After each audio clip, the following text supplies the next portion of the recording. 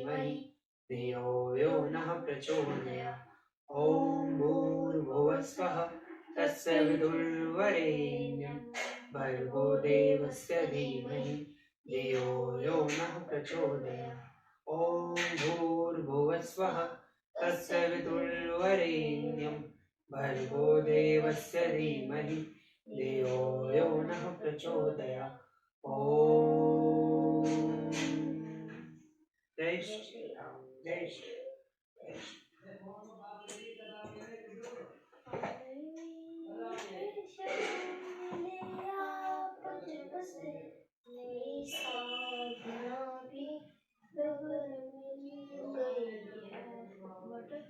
पंचाशह सर्ग।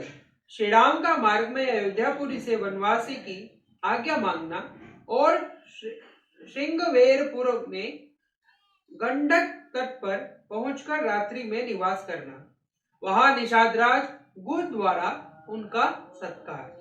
विशालां कौशलां रम्यां यात्वा लक्ष्मण पूर्वज अयोध्या मुर्मुखो धीमान प्रांजलि कार्य ब्रवीत।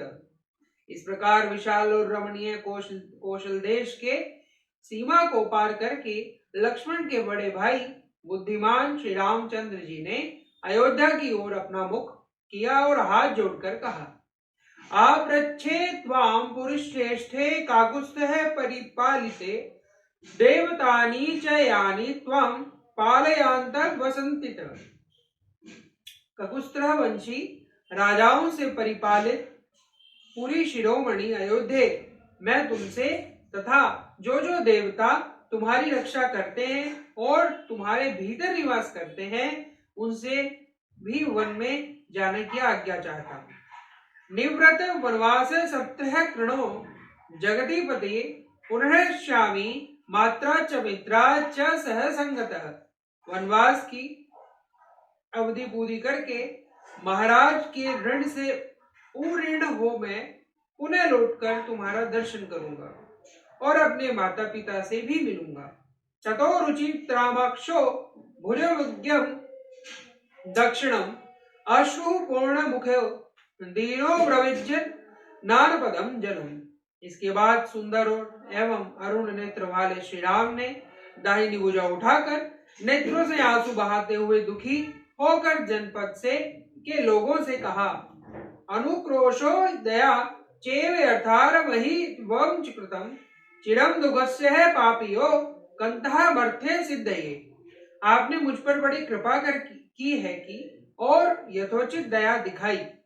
मेरे लिए आप लोगों ने बहुत देर तक कष्ट सहन किया। इस तरह आपका देर तक दुख में पड़े रहना अच्छा नहीं है। इसलिए अब आप लोग अपना अपना कार्य करने के लिए जाइए। देहे विवाहाग्य महात्मनां कृत्वा चापि प्रदक्षिणं विलपन्तो नराघोरं व्यष्टिगंशः कृंचः कंचित्। यह सुनकर उन मनुष्यों ने महात्मा श्री राम को प्रणाम करके उनकी परिक्रमा की और घोर विलाप करते हुए वे जहां तहां खड़े हो गए।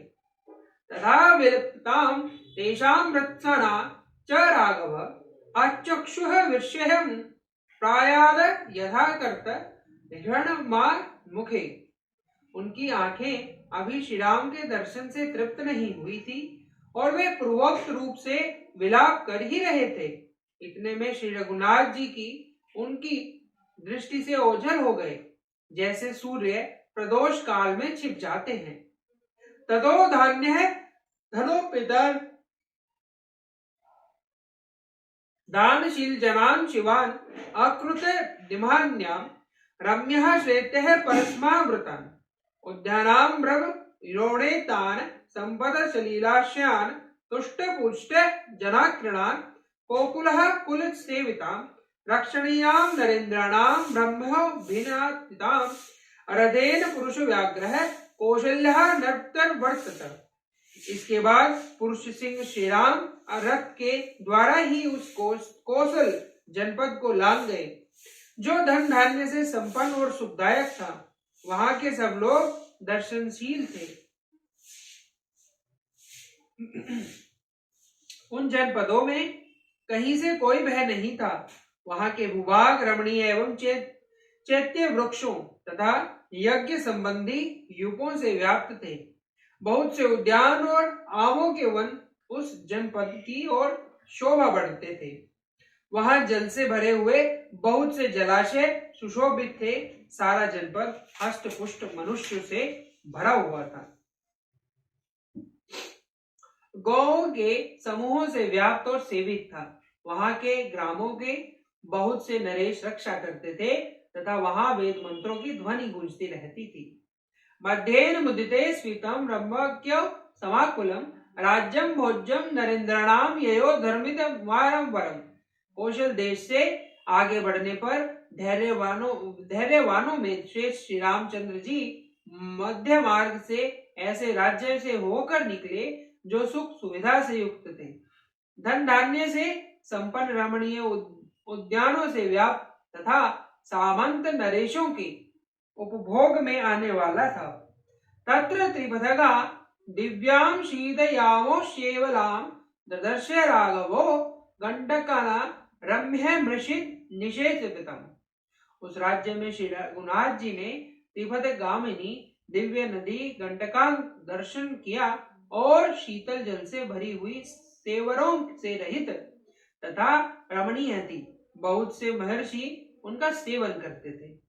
आश्रमेरु विदुस्ते श्रीमद्धर समलंकृता काले सरोभिष्टहावि सेवितावो शिवाम। उनके तट पर थोड़ी थोड़ी दूर पर बहुत से सुंदर आश्रम बने थे जो उन देव नदी की शोभा बढ़ाते थे। समय समय पर हर्ष भरी अप्सराएं भी उतरकर उनके जल कुंड का सेवन करती हैं। वे गंडक का सबका कल्याण करने वाली हैं। देव दानव गंधर्वे किन्नुर शुभोचितम नाग धर्म वाधिधि सेविताम सततम शिवम। देवता दानव गंधर्व और किन्नर उन शिव स्वरूपा भागीरथी शोभा बढ़ाते हैं। नागों गंधर्वों की पत्नियां उनके जल का सदा सेवन करती हैं। देवाधर देव क्रीडाहर शिक्रणाम देवोग्ध नयुताम नदीम देवार्धमाकर्षकताम विख्याताम देवक पनिन्निम। गंगा के दोनों तटों पर देवताओं के सैकड़ों पर्वतीय क्रीड़ा स्थल हैं। उनके किनारे देवताओं के बहुत से उद्यान भी हैं। वे देवताओं की क्रीड़ा के लिए आकाश में भी विद्यमान हैं तथा वहां देव पत्नी के रूप में विख्यात है। जलाघात्य सौग्रहाम वेन निर्मल हासिनीम कवचिद चेणांजलि त्वदेय शोभितम। प्रस्तर खंडों से गंगा के तट जल से टकराने से जो शब्द होता है वही मानो उनका उग्र अट्ठास है। जल से जो फेम प्रकट होता है वही उन दिव्य नदी का निर्मल हास है। कहीं तो उनका जल वेणी के आकार का है और कहीं वे भंवरों से सुशोभित होती है। कव्य चित्त स्थितिमय गंभीराम क्वचिद वेग कारुणाम क्वचिद गंभीर निर्घोषाम क्वचिद भैरवीर स्मनाम। कहीं उनका जल निश्चल एवं गहरा है, कहीं वे महान वेग से व्याप्त है, कहीं उनके जल से मृदंग आदि के समान गंभीर घोष प्रकट होता है और वहीं वज्रपात आदि के समान भयंकर नाद सुनाई पड़ता है। देव संघाचुज्जला निर्मलोत्त कुलाम क्वचिदह भोग पुतिलाम क्वचिन निर्मल वालुकाम। उनके जल में देवताओं के समुदाय गोते लगाते हैं। कहीं कहीं उनका जल नील कमलों अथवा कुमुदों से आच्छादित होता है, कहीं विशाल पुलिन का दर्शन होता है तो कहीं निर्मल बालू का राशि का। हंस सार संगुष्टः चक्रवोकोप शोभिता सदा मेच्चे विहरेघ्य विन्नह निदताम। हंसों और सरसों के कलरव वहां गूंजते रहते हैं। चकवे उन देवकी की शोभा बढ़ाते हैं। सदा मदगत रहने वाले विहंगम उनके जल पर मंडराते रहते हैं। वे उत्तम शोभा से संपन्न हैं। क्वचिद तिरुह वृक्षः वृक्षः लाभिरीं शोभिताम क्वचिद पिलोत्पलाम क्वचिद पंकल नाकुलाम। कहीं तटवर्ती वृक्ष मालाकार होकर उनकी शोभा बढ़ाते हैं, कहीं तो उनका जल खिले हुए उत्पलों से आच्छादित है और कहीं कमल वनों से व्याप्त। क्वचिरे कुमलखण्डेश्च कुमलैश्च शोभितां नाना पुष्पर ज्योत्स्वा सदवामिव च क्वचित्। कहीं कुमुद समूह तथा कहीं कलिकाएं उन्हें सुशोभित करती हैं, कहीं नाना प्रकार की पुरुषों के परगों से व्याप्त वे मदगत नारी के समान प्रतीत होती है। वप्यः संघदा पणिप्रिकिल निर्मल दर्शनाम दिशा गज्जहे वन्महेतेश्चः वर्माणे देवराजोपवाह्यश्चः सनादिवर्तनातरम। वे मल समूह पाप राशि दूर कर देती है। उनका जल इतना स्वच्छ है कि मणि के समान निर्मल दिखाई देता है। उनके तटवर्ती वन का भीतरी भाग मदगत दिग्गजों, जंगली हाथियों, देवराज की सवारी में आने वाले श्रेष्ठ गजराजों से कोलाहल पूर्ण बना रहता है।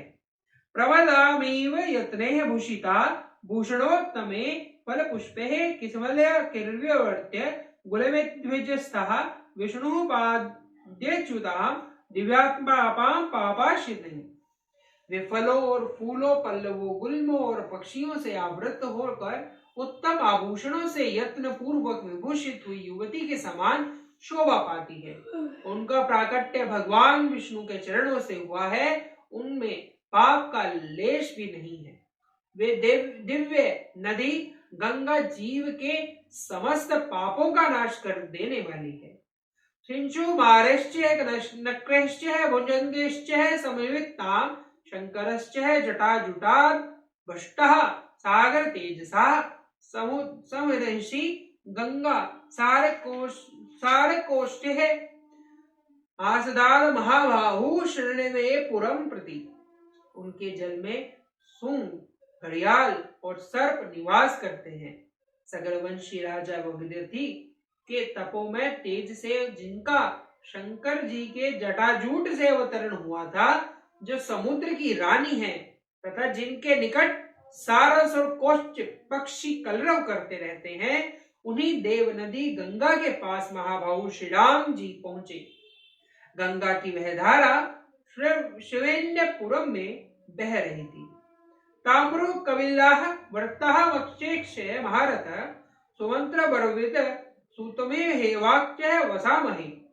जिनके आवृत भंवरे लहरों से व्याप्त थे, उन गजराज की दर्शन करके महारथी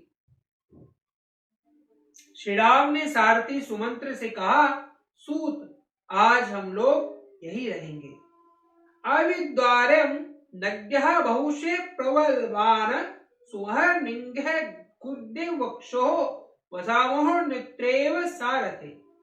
सारथे, गंगा जी के समीप की जो बहुत से फूलों और नए नए पलड़ों से सुशोभित महान इंदु नदी का वृक्ष है, इसी के नीचे आज रात में निवास करेंगे। प्रेक्ष्यामि सरितां श्रेष्ठां समदा सलीलां शिवान देवमार गंधर्व वृद्ध पक्षिणां। जिनका जल देवताओं, मनुष्यों और गंधर्वों, सर्पों, पक्षियों के लिए भी समादरणीय है। उन कल्याण स्वरूपा सरिताओं में श्रेष्ठ गंगा जी भी मुझे यहाँ से दर्शन होता रहेगा। लक्ष्मणश्च सुमंत्रश्च बाणमित्येव राघवन उक्त्वा तमित्युन वक्षम तपो मध्य हतुये। तब लक्ष्मण और सुमंत्र भी श्री रामचंद्र जी से बहुत अच्छा कहकर अश्वों द्वारा उस इंदुगी वृक्ष के समीप गए। रामो विवाय तम रम्या वक्षणमिक्षुण कुंदनम रथातव्रतः तस्मात् भार्या सहलक्षणम। उस रमणीय वृक्ष के पास पहुंचकर इक्ष्वाकु कुलनंदन श्री राम अपनी पत्नी सीता और भाई लक्ष्मण के साथ रथ से उतर गए। सुमंत्रः मित्रारे मोचयित्वा अयोत्मानं वृक्षमूलमादं राममस्तहे कृतांजलि। फिर सुमंत्र ने भी उतरकर उत्तम घोड़ों को खोल दिया और वृक्ष की जड़ पर बैठे हुए श्री रामचंद्र जी के पास जाकर वे हाथ जोड़कर खड़े हो गए। तत्र राजा गुहो राम रामस्य स्मः सखा निषादज्जो बलवान स्तभित्यहेश्चः विक्षुप्तः। सिंहपुर में गुहराम का राजा राज्य करता था। वह श्री रामचंद्र जी का प्राणों के समान प्रिय मित्र था। उसका जन्म निषाद कुल में हुआ था। वह शारीरिक शक्ति और सैनिक शक्ति की दृष्टि से भी बलवान था तथा वहां के निषादों का सुविख्यात राजा था। स श्रुत्वा पुरुष व्याघ्रम राम विषयामागतम वृद्धे परिवृत्तो वाक्यः दिमक्षुः पागतः।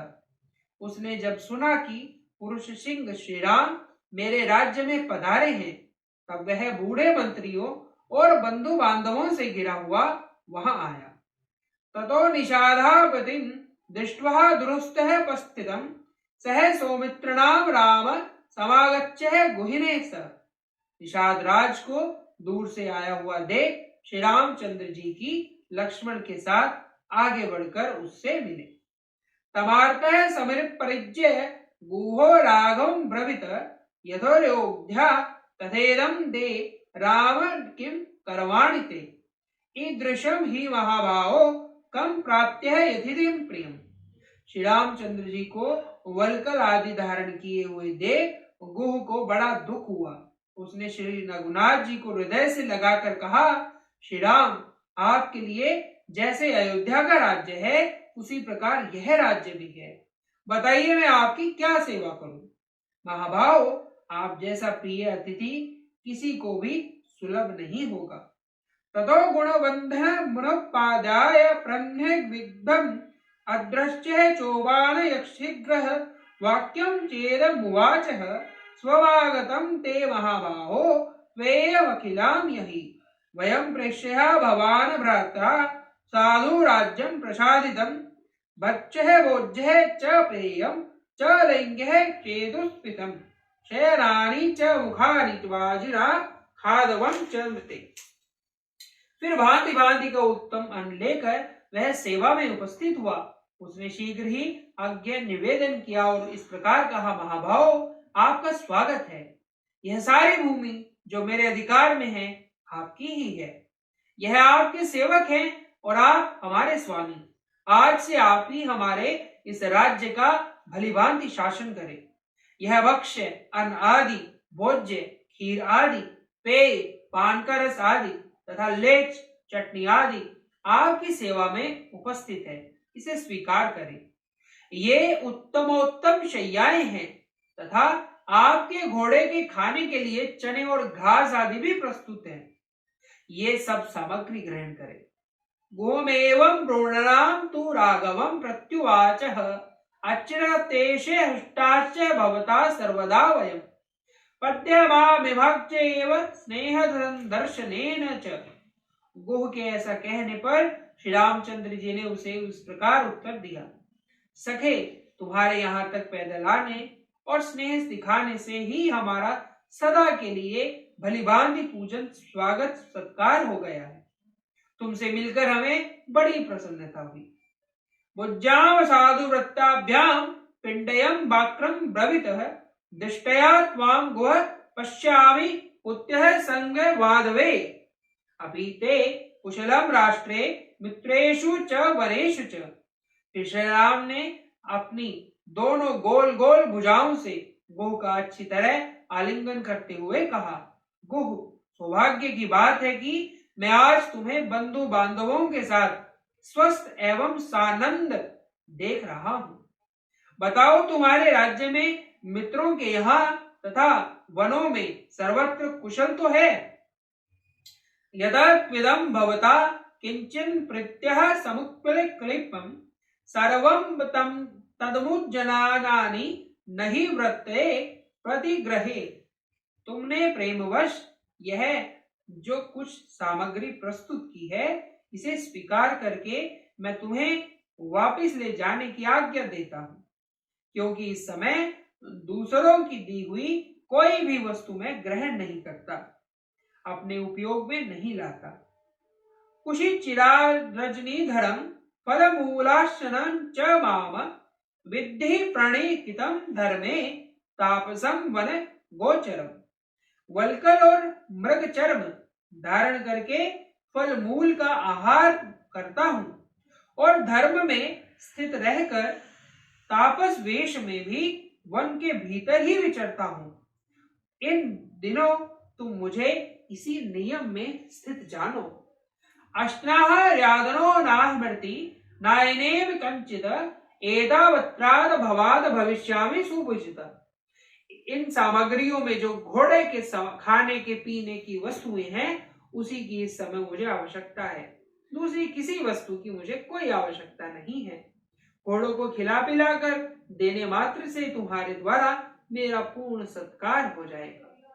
इदे ही दयिता राज्यम पितुर्दर्शनस्य मे एते सुविद्रह हित्ये वर्षे वाचम हवच्युत। ये घोड़े मेरे पिता महाराज दशरथ को बहुत प्रिय हैं। इनके खाने पीने का सुंदर प्रबंध कर देने से मेरा भली भांति पूजन हो जाएगा। आश्नाह प्रतिपानम च खादनम चेव सोमश्चाद गृहत्रेव पुरुषा सत्रहे देयतामिति। तब भू ने अपने सेवकों को उसी समय यह आज्ञा दी कि तुम घोड़े के खाने पीने के लिए आवश्यक वस्तुएं शीघ्र ला कर दो। तथिश्चह रोत संग संध्या वास्य पश्चिमात्र जलमेवाददे भोज्ये लक्ष्मणे नाश्चे स्वयं। तत्पश्चात वल्कल का उत्तरीय वस्त्र धारण करने वाले श्री राम ने सायकाल की सांध्योपासना करके भोजन के नाम पर स्वयं लक्ष्मण का लाया हुआ केवल जलपात्र पी लिया। तस्य भूमौ श्यामनस्य पादौ प्रक्षरास्य लक्ष्मण स भार्यास्य ततो भर्त्ये तस्थो वृक्ष मुपाक्षिता। फिर पत्नी सहित श्री राम भूमि पर ही तृण की शैया बिछाकर सोए। उस समय लक्ष्मण उनके दोनों चरणों को धोकर पहुंचकर वहां से कुछ दूर पर हटाए और इस वृक्ष का सहारा लेकर बैठ गए। गोहत्पि सह सूते सोमत्रे भूषाशयम अन्य जागृत ततो राम प्रणमतो धनुर्धर। गुह भी सावधानी के साथ धनुष धारण करके सुमंत्र के साथ बैठकर सुमित्रा कुमार लक्ष्मण जी से बातचीत करता हुआ श्री राम की रक्षा के लिए रात भर जागता रहा। तथा शय्यानस्य ततो यशस्विनो मनस्विनो दाशरथमेहात्मन अदृष्टः दुःखस्य सुखोचितस्य च तथा व्यतीत सुचरणे शोरवरी।